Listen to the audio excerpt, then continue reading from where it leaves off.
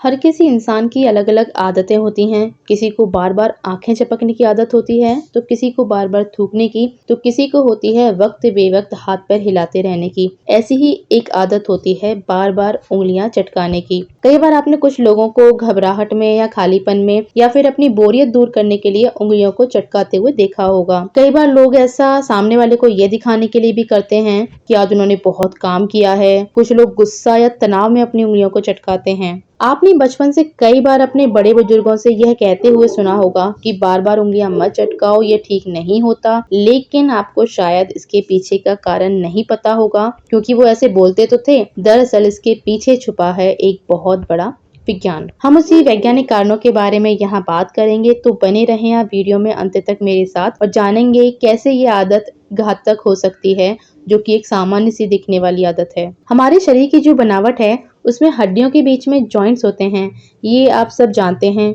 और आप ये भी जानते होंगे कि इन जॉइंट्स के बीच में एक लिक्विड या जेल भरा हुआ होता है, जो कि इन जॉइंट्स को या जोड़ की हड्डियां जो हैं उनके बीच ग्रीस यानी कि लुब्रिकेंट का काम करता है। लिगामेंट साइनोवाइल फ्लूइड कहलाता है। अब हम बात करते हैं आखिर जब हम उंगलियों को चटकाते हैं तो वो जो आवाज आती है वो कैसी आवाज होती है और क्यों आती है। जब हम उंगलियों को चटकाते हैं तो चटकाने की प्रक्रिया में जॉइंट्स की हड्डियों के बीच जो लिक्विड भरा हुआ है उस पर दबाव पड़ता है और इस दबाव से लिक्विड में मौजूद जो बुलबुले होते हैं वो फूटने लगते हैं। तो वो फूटने से आवाज पैदा होती है।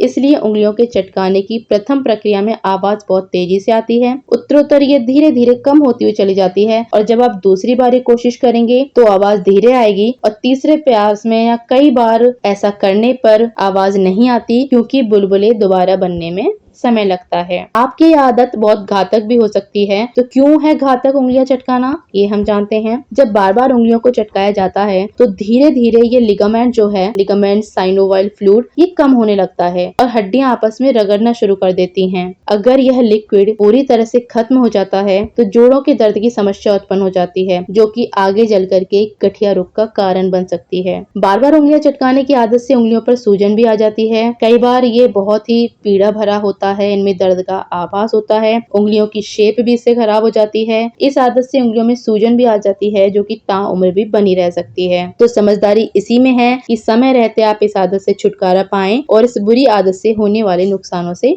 बचें। तो यदि आपको मेरा वीडियो पसंद आता है तो चलते चलते मेरे इस वीडियो पर एक लाइक और एक अपना कमेंट भी चटकाते हुए जाएं। तो स्वस्थ रहो, हंसते रहो, मस्त रहो, प्रसन्न रहो। मिलते हैं अगले वीडियो में।